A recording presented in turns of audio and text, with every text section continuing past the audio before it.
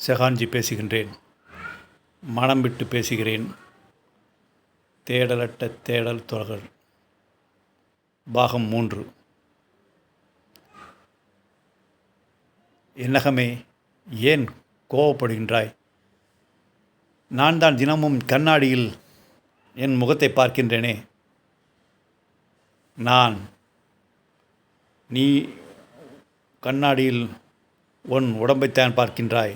நான் உன் மனதை பார்த்தாயா என்று தான் சொல்கின்றேன். மனதை பார்ப்பதா? ஆம், உன் எண்ணங்களை பார்க்க சொல்கின்றேன். அதை எப்படி பார்க்க முடியும்? அதுதான் ஆயிரக்கணக்கான எண்ணங்கள் வந்துக்கிட்டே இருக்க. எந்த எண்ணத்தை பார்க்குறது? நான் சொல்வதைப் போல் நீ பார். எப்படி பார்ப்பது? சாட்சியாக பார். சாட்சியாக பார்ப்பதா? என்ன நீ மீண்டும் குழப்புகின்றாய்? ஆம், எந்தவித விமர்சனம் இல்லாமல் உனக்கு பிடித்த எண்ணங்களை பிடித்ததென்று நினைக்காமல், உனக்கு பிடிக்காத எண்ணங்களை வெறுக்காமல், சாட்சி பார்வையாக விமர்சனமற்று உன் எண்ணங்களை நீ பார்ப்பதுதான் சாட்சி பார்வை என்று அர்த்தம். ஓஹோ, இதுதான் சாட்சி பார்வை அர்த்தமோ? சரி, இப்படி பார்த்தா என்ன நடக்கும்? உன்னுடைய உயிர் சக்தி உன் ஆணவ மனதிற்கு செல்வது சிறிது சிறிதாக குறையும். அப்படி குறையும் பொழுது ஒரு எண்ணம் தோன்றி மறைந்து மறு எண்ணம் தோன்றுவதற்கான ஒரு இடைவெளி ஏற்படும். அந்த இடைவெளி தான் கடவுள் பேரரசின் தடவழி பாதையின் முதல் கீச்சு வீற்று. அந்த இடைவெளி தான் உன் நெஞ்சக வீட்டின் முகவரியின் முதல் அடி. அந்த இடைவெளி தான் பரமாத்ம தன்மைக்கு அருகில் நீ செல்வதற்கான முதல் கால்தட பாத வெளி. அதை புரிந்துகொள். என்ன சொல்கின்றாய்? மனதை பார்த்தால் எண்ணங்களுக்கு இடையே இடைவெளி ஏற்பட்டால் என் மையத்திற்கான முகவரி கிடைக்குமா? ஆம். இவ்வளவு எளிமையானதா? இது எளிமையானது போல் தோன்றும். முயற்சித்து பார். அமரு.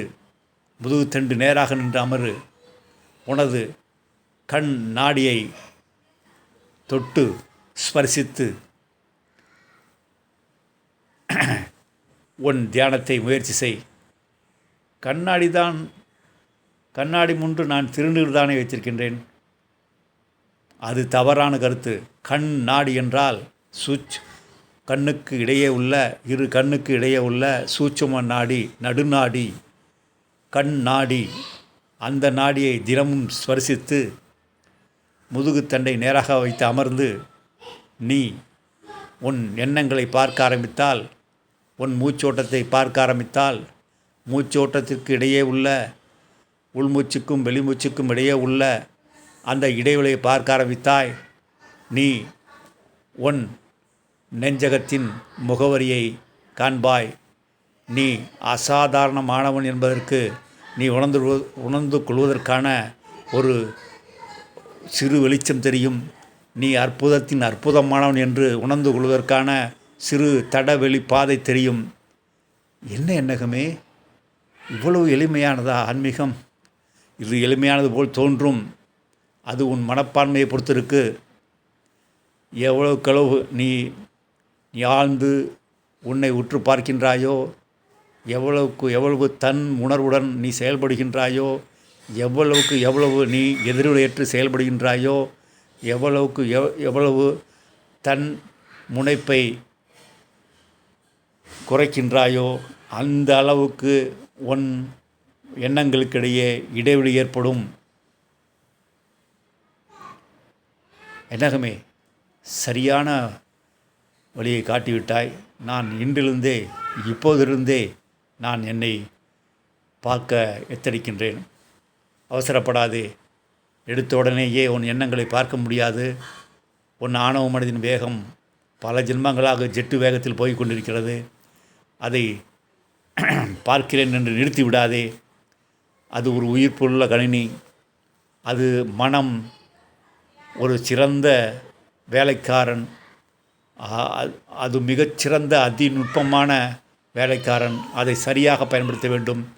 இந்த சமூகம் உன் மீது பலவித விஷய ஞானங்களை திணித்து ஆணவ மனம் என்ற விஷமாக்கி உன் இயல்பான விழிப்புணர்வை கைவிட வைத்து விட்டது. அதற்கு நீயும் உடந்தை ஆகிவிட்டாய். ஆதலால் மனதை பார்ப்பதற்கு முன், உன்னை நீ பார்ப்பதற்கு முன் எண்ணம், சொல், செயல் என்ற ஒன்று உள்ளதல்லவா?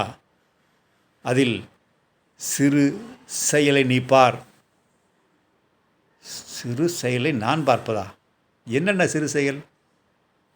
தேநீர் அருந்துவது, வெறுங்காலில் நடப்பது, குளிப்பது, சாப்பிடுவது, அமர்வது, எழுந்திருப்பது, இவை யாவையும் தன் உணர்வுடன் செய்து பார். இதை தான் ஜப்பானில் walking with Zen, sitting with Zen, நடக்கும் பொழுதும் கவனி, அமரும் பொழுதும் கவனி, சாப்பிடும் பொழுதும் கவனி, குளிக்கும் பொழுதும் கவனி, தேநீர் அருந்தும் பொழுதும் கவனி. அப்படி பார்த்தால் உன் எண்ணங்களுக்கு செல்லும், உன் ஆழ மனதிற்கு செல்லும் அந்த உயிர் சக்தி உன் சிறு செயலை கவனிக்கும் பொழுது கவனித்தல் சக்தியாக சேமிக்கப்படுகின்றது. உன்னால் சிறு செயலை கவனிக்க முடியும். இதை பயிற்சி செய்தால் நீ அடுத்து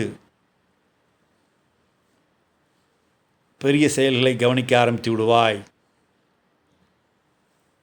பெரிய செயல்களை கவனிக்க உன் உயிர் சக்தி ஆணவ மனதிற்கு செல்வதை விட்டு விலகி நின்று உனக்குள் தியானத்தன்மை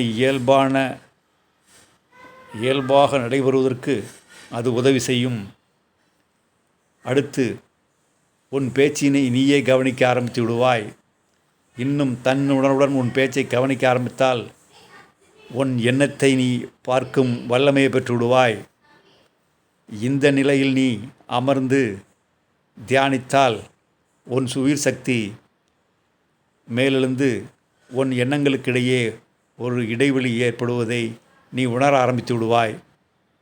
இதற்காகத்தான் நீ அமர்ந்து கண்மூடி மூச்சை இழுத்து மூச்சை வெளியே விடும்பொழுது அந்த இரு மூச்சுகளுக்கு இடையே உள்ள இடைவெளியும் கவனி என்று சொல்கின்றார்கள். அந்த இடைவெளியை கவனிக்கும் பொழுதெல்லாம் உன் எண்ணங்களுக்கிடையே ஒரு இடைவெளி ஏற்படும். அந்த இடைவெளி தான் குவாண்டம் ஃபீல்டு. அந்த இடைவெளி தான் அருள் உலகம். அந்த இடைவெளி தான் உன் மைய வீட்டின் முகவரி. அந்த இடைவெளி தான் கடவுள் பேரரசின் முதல் வெளிச்சம். புரிகின்றதா? நன்றாக பேசுகிறாய் எண்ணகமே. கொஞ்சம் புரிகிறது. புரிந்தாலும் புரியாவிட்டாலும் நீ செயலில் இறங்கு. உன் சிறு செயல்களை பார். அது பார்த்த பின் அந்த அனுபவத்தை எனக்கு கூறுகின்றேன் எண்ணகமே. அது என்ன எண்ணகமே? கண் நாடி, சூட்சும நாடி, நடுநாடி என்று அவ்வப்பொழுது சொன்னாய். அது என்ன? உன் இரு கண்களுக்கு இடையே உள்ள நெற்றிக்கண்ணைத்தான் சொல்கின்றேன். நெற்றிக்கண்ணா? அது சிவனுக்கு தானே உள்ளது. ஒவ்வொரு மனிதனிடம் உள்ளது. உனக்கு அந்த கண் மூடியிருக்கின்றது. அதை ஒரு சுத்த உஷ்ணமுள்ள ஒரு குருவிடம் தீட்சை வாங்கி திறந்து கொள். சுத்த உஷ்ணமுள்ள குருவிடம் தீட்சை வாங்குவதா? என்ன சொல்கின்றீர் எண்ணகமே? குருவை நான் எங்கு தேடுவது? உணர்வுடன் தேடு. உணர்வுடன் தேடினால் பிரபஞ்சம் உன்முன் உனக்கு தகுந்த குருவை முன்னிறுத்துவார். உன் உள்ளக குருவை உயிர்ப்பிற்க வெளியுலக குரு உன் முன் வந்து நிற்பார். அதற்கு நீ உணர்வுடன் தேட வேண்டும். உணர்வுடன் தேடுவதா? தன் உணர்வுடன் தேட வேண்டும். விழிப்புடன் தேட வேண்டும். முதலில் ஆசைப்பட வேண்டும். குருவிற்காக ஏங்க வேண்டும். குருவிற்காக தவிக்க வேண்டும். நான் என் வீட்டின் மையத்தை, என் கடவுள் பேரரசின் முகவரியை, என் பரமாத்ம தன்மையின் இல்லத்தின் முகவரியை உணர்வதற்கு ஒரு வெளியுலக குரு தேவை. எனக்குள் இருக்கும் அந்த உள்ளக குருவை தூண்டிவிட வெளியுலக குறுகு தேவை என்று ஏங்கு